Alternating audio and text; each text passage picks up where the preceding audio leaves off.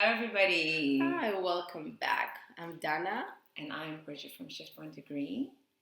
Today we are talking about core values. And you know what's interesting about core values?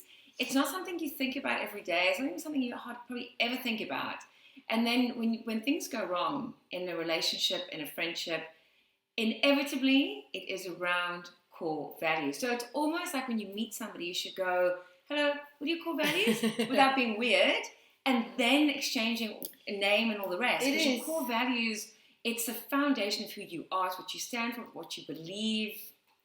But you know, like we actually, and part of it, if we look at everything that like we went through in the last few podcasts, it's like the moment you learn yourself, you also know how to recognize on other people's as well. Mm-hmm. And you find yourself that you won't be in a relationship, and it doesn't matter if it's like between, like whatever type of relationship, romantic, to be like a romantic or like friendship or business. But you won't be with someone that you don't share the same values. You won't buy a product from a company that you don't feel they have the same values as yours. And that's why it's very important. And often it's not something that you're consciously aware of. It's when things go wrong and you start unpacking it, you go, oh, okay, so let me get this. I work 24 hours a day because one of my core values is work. And the other person, if their core value is home or family, well, no, maybe home or family, so they only want to put in maybe 4 hours a day. And then you realize, actually, this business partnership is not going to work because fundamentally our values are not the same.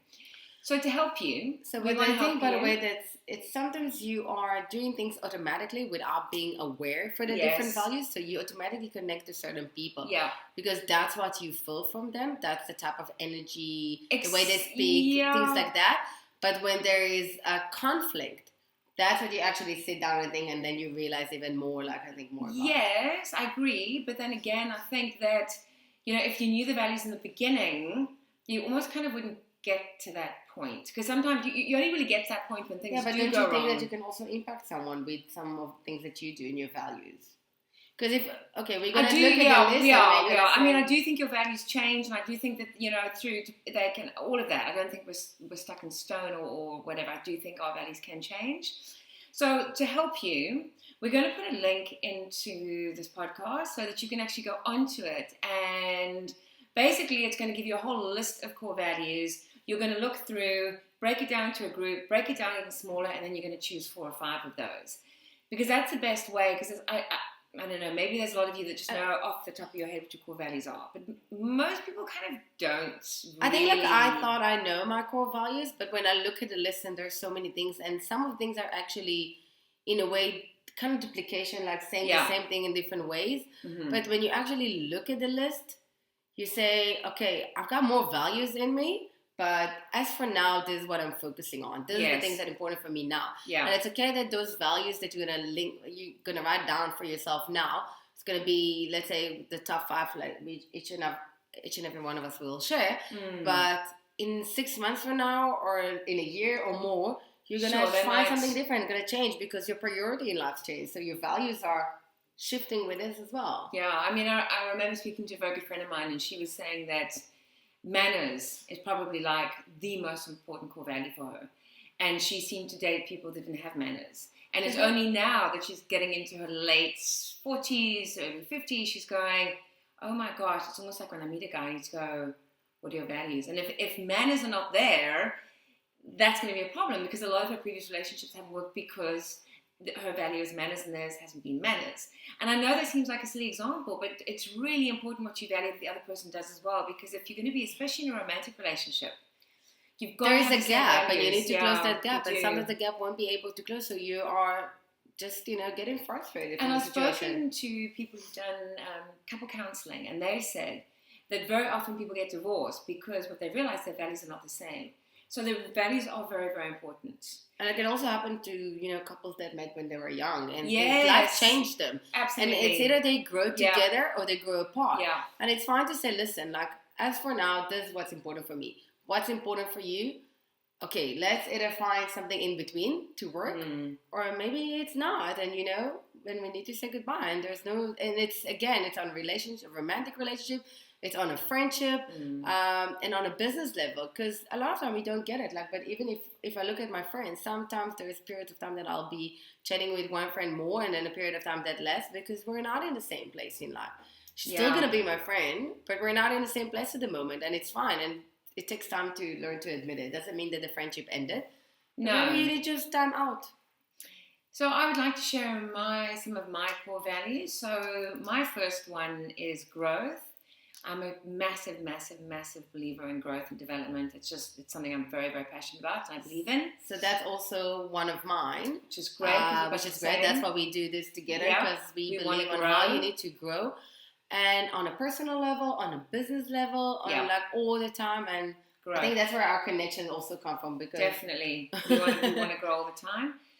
Second one for me is freedom. I need a lot of freedom. I can't be in any situation, in any work relationship, in any dynamic where someone's going, where, what, how, what time, you didn't do this. Just let me be. Freedom is huge for me. So I'm exactly like you, but I didn't write it down. Which is funny, but I'm exactly like this. Nice. I hate when people tell me what to do. Yeah, I hate when people put boundaries on me. It needs to be my decision, and also like in relationship and everything. That's why I really enjoy moving from corporates to I have my own business, because no one told me what to do. Even as in corporates, no one actually told me much what to do, because I need this freedom, and that's what I taught them to. Freedom important. Yeah, the third one, it is, because we haven't actually done this before, so it is interesting. The third one for me is kindness, and I mean kindness as in, it's the small things. If you see somebody wants their parking and you're leaving the parking lot, to actually go over and let them know you're leaving so that they can have a parking, or if someone's carrying bags.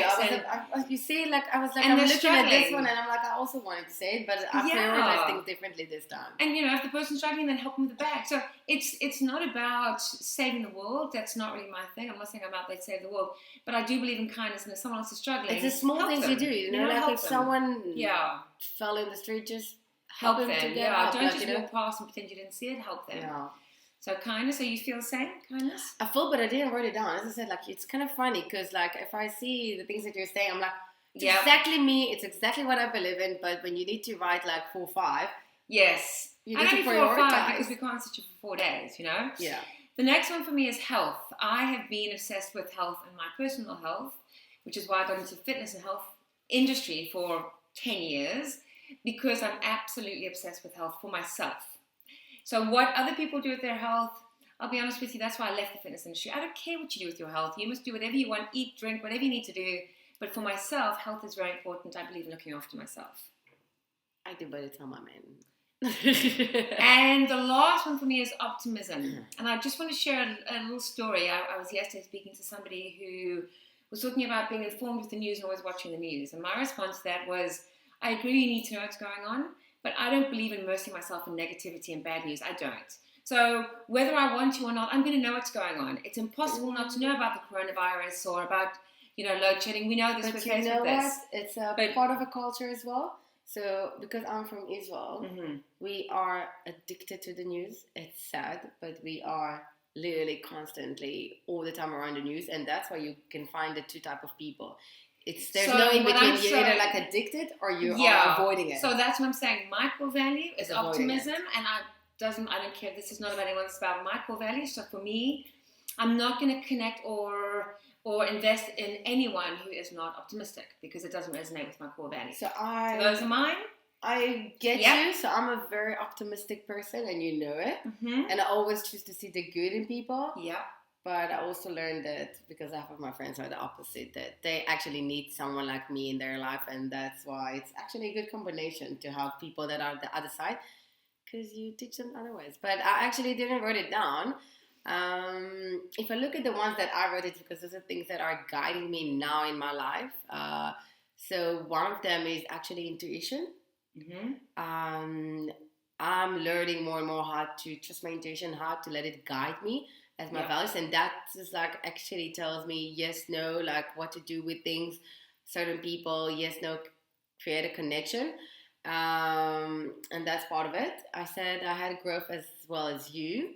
I also wrote abundance because this is something very important. It's to learn to accept, and I think it also takes inside of it the kindness and things like that in it, because it's going to teach you to give and learn to receive. Yeah, because I've discovered recently that and like I did the reflexology thing, and like I've discovered that I'm only giving because I don't know how to receive. And that's for me like something that's part of my journey and my growth, how to learn not only to give, but also to receive. And that's the beauty in abundance. So you be kind to others, but others will be kind to you as well, if we look at it like this. The other one is community, because I really believe in it. And again, it goes back to all those beautiful values that are around kindness, giving, helpful, and things like that. Just, be there together for each other, working together. Yeah, we're not alone. Yes, you got yourself to take care of, but you're not alone. Like, if you help each other and you support each other. I like that one. And I think that's the most amazing thing. And that's what I like with where I'm taking my business to, is to build a community, a place for people to support each other. No competition. Okay, there's no such thing as a competition, in my opinion, because everyone brings something different to the table, and that's why I building a community, help each other grow, help each other bring abundance to each other's life.